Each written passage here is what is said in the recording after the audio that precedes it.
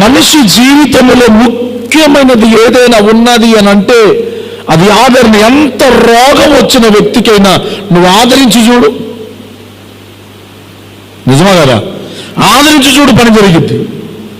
ఎంత రోగం వచ్చినోడిగా నీకు అందుకని ఎట్టయింది, నువ్వు అందుకని ఎట్టయిను అని అంటా ఉంటే మనిషి ఏమవుతాడు?